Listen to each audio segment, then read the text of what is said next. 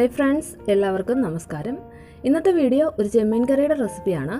അപ്പോൾ നമുക്ക് വീഡിയോയിലേക്ക് പോകാം. ചെമ്മീൻ കറി വെക്കുന്നതിനായിട്ട് ഞാൻ ഒരു മൺചട്ടിയാണ് എടുത്തിരിക്കുന്നത്. ഈ ചട്ടിയിലേക്ക് 1.5 ടേബിൾ സ്പൂൺ വെളിച്ചെണ്ണയും ഒഴിച്ചു കൊടുത്തിട്ടുണ്ട്. ഇനി ഈ എണ്ണ നന്നായിട്ടൊന്ന് ചൂടായി വരുമ്പോഴേക്കും നമുക്കിതിലേക്ക് ഇഞ്ചി, വെളുത്തുള്ളി, ചുവന്നുള്ളി എന്നിവ ചേർത്ത് കൊടുക്കാം. ഒരു വലിയ കഷ്ണം ഇഞ്ചി ഇതുപോലെ നീളത്തിൽ അരിഞ്ഞെടുത്തതാണ്. അതുപോലെ തന്നെ ഒരു 6 വെളുത്തുള്ളിയും ഞാൻ ചെറുതായിട്ട് അരിഞ്ഞെടുത്തിട്ടുണ്ട്. ഇനി നമുക്ക് ഒരു 4 ചുവന്നുള്ളിയും കൂടി ചെറുതായിട്ട് മുറിച്ചെടുക്കാം. അതും കൂടി ഇതിലേക്ക് ഞാനിപ്പോൾ ചേർത്ത് കൊടുത്തിട്ടുണ്ട്. ഇനി ഇതെല്ലാം ഒന്ന് നന്നായിട്ട് വഴറ്റിയെടുക്കണം. ഇതിൽ ഞാനിപ്പോൾ കറിവേപ്പില ചേർക്കാൻ വിട്ടുപോയി. ഇപ്പോൾ ഞാനിപ്പോൾ കുറച്ച് കറിവേപ്പിലയും കൂടി ഒന്ന് ചേർത്ത് കൊടുത്തിട്ടുണ്ട്. ഇനി ഇത് വെളിച്ചെണ്ണയിൽ കിടന്ന് നന്നായിട്ടൊന്ന് വഴറ്റിയെടുക്കണം.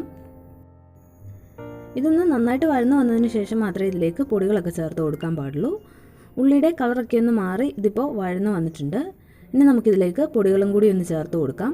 ഞാനിപ്പോൾ 1/4 ടീസ്പൂൺ മഞ്ഞൾപ്പൊടി ചേർത്ത് കൊടുത്തിട്ടുണ്ട്. മഞ്ഞൾപ്പൊടി ചേർത്തിട്ട് ഇത് വീണ്ടും നന്നായിട്ടൊന്ന് ഇളക്കി കൊടുക്കാം. മഞ്ഞൾപ്പൊടിയുടെ ആ പച്ചച്ചവയൊക്കെ ഒന്ന് മാറി കഴിയുമ്പോഴേക്കും നമുക്കിതിലേക്ക് മുളക് പൊടി ചേർത്ത് കൊടുക്കാം. മുളക് പൊടി ചേർക്കുമ്പോൾ എപ്പോഴും സ്റ്റൗ ലോ ഫ്ലെയിമിൽ തന്നെ വയ്ക്കുക, അല്ലാന്നുണ്ടെങ്കിൽ മുളക് പൊടി പെട്ടെന്ന് കരിഞ്ഞു പോകും. ഞാനിപ്പോൾ ഇതിലേക്ക് 3 ടേബിൾ സ്പൂൺ മുളക് പൊടി ചേർത്ത് കൊടുക്കുന്നുണ്ട്. 2 ടേബിൾ സ്പൂൺ കാശ്മീരി ചില്ലി പൗഡറും 1 ടേബിൾ സ്പൂൺ സാധാരണ മുളക് പൊടിയും ചേർത്തിട്ട് നന്നായിട്ട് ഇളക്കി യോജിപ്പിച്ചെടുക്കുക. വേണമെന്നുണ്ടെങ്കിൽ നമുക്കിതിലേക്ക് ഒരല്പം വെളിച്ചെണ്ണയും കൂടി ചേർത്ത് കൊടുക്കാം. എന്നിട്ട് വീണ്ടും നന്നായിട്ട് ഇളക്കി യോജിപ്പിച്ച് മുളക് പൊടിയുടെ ആ പച്ചച്ചവയൊക്കെ ഒന്ന് മാറി കഴിയുമ്പോഴേക്കും നമുക്കിതിലേക്ക് 1/4 ടീസ്പൂൺ ഉലുവ പൊടിച്ചതും കൂടി ഒന്ന് ചേർത്ത് കൊടുക്കാം. ഉലുവാപ്പൊടിയും ചേർത്തിട്ട് നന്നായിട്ട് ഇളക്കി യോജിപ്പിച്ചെടുക്കണം. എന്നിട്ട് നമുക്കിതിലേക്ക് കുടംപുളി വെള്ളത്തിലിട്ട് വെച്ചിരുന്ന ആ വെള്ളത്തോടു കൂടി തന്നെ ചേർത്ത് കൊടുക്കാം. കുടംപുളി നന്നായിട്ട് കഴുകിയതിന് ശേഷം നമ്മൾ കുറച്ച് വെള്ളത്തിലേക്ക് ഇട്ട് വയ്ക്കുക. എന്നിട്ട് ആ വെള്ളവും ചേർത്തിട്ട് ഇതിലേക്ക് ഒഴിച്ചു കൊടുത്താൽ മതി. ഞാനിപ്പോൾ 3 കഷ്ണം കുടംപുളി എടുത്തിട്ടുണ്ട്. 2 വലിയ കഷ്ണവും പിന്നെ ഒരു ചെറിയ കഷ്ണം കുടംപുളിയും. അത് വെള്ളത്തിലിട്ട് വെച്ചിരുന്നതാണ്. ആ വെള്ളത്തോടു കൂടി തന്നെയാണ് ഇതിലേക്ക് ഒഴിച്ചു കൊടുത്തിരിക്കുന്നത്. എന്നിട്ട് വീണ്ടും നന്നായിട്ടൊന്ന് ഇളക്കി കൊടുക്കുക. എന്നിട്ട് നമുക്കിതിലേക്ക് പാകത്തിനുള്ള ഉപ്പും കൂടി ഒന്ന് ചേർത്ത് കൊടുക്കാം. എന്നിട്ട് നമുക്കിത് വീണ്ടും നന്നായിട്ട് ഇളക്കി യോജിപ്പിച്ചെടുക്കാം. അതിനുശേഷം ചെമ്മീൻ വേവുന്നതിനാവശ്യമായിട്ടുള്ള വെള്ളവും കൂടി ഇതിലേക്കൊന്ന് ഒഴിച്ചു കൊടുക്കണം. ഇനി ഫ്ലെയിം ഏറ്റവും കൂട്ടി തന്നെ വെക്കുക. എന്നിട്ട് വീണ്ടും ഒന്ന് ഇളക്കി കൊടുക്കുക. എന്നിട്ട് നമുക്കിത് മൂടി വയ്ക്കാം. ഈ വെള്ളമൊക്കെ നന്നായിട്ട് തിളച്ച് വന്നതിന് ശേഷം ഇതിലേക്ക് ചെമ്മീൻ ഇട്ട് കൊടുക്കാം. ഇപ്പോൾ ഇത് നന്നായിട്ട് തിളച്ച് വന്നിട്ടുണ്ട്. ഇനി നമുക്കിതിലേക്ക് വൃത്തിയാക്കി വെച്ചിരിക്കുന്ന ചെമ്മീനുകളെല്ലാം ഇട്ട് കൊടുക്കാം. ഞാനിപ്പോൾ 1/2 kg ചെമ്മീനാണ് എടുത്തിരിക്കുന്നത്. എന്നിട്ട് ഈ ചെമ്മീനെല്ലാം ഇട്ടതിന് ശേഷം നമുക്ക് വീണ്ടും ഇതൊന്ന് ഇളക്കി കൊടുക്കുക. എന്നിട്ട് മൂടി വയ്ക്കാം. ഈ ചെമ്മീൻ കറിയിൽ ഞാൻ മല്ലിപ്പൊടി ചേർത്തിട്ടില്ല. പിന്നെ എരിവിന് വേണ്ടിയിട്ട് മുളക് പൊടി മാത്രമേ ചേർത്തിട്ടുള്ളൂ. വേണമെന്നുണ്ടെങ്കിൽ നമുക്ക് ഒരു 1/4 ടീസ്പൂൺ കുരുമുളക് പൊടിയും കൂടി ഒന്ന് ചേർത്ത് കൊടുക്കാം.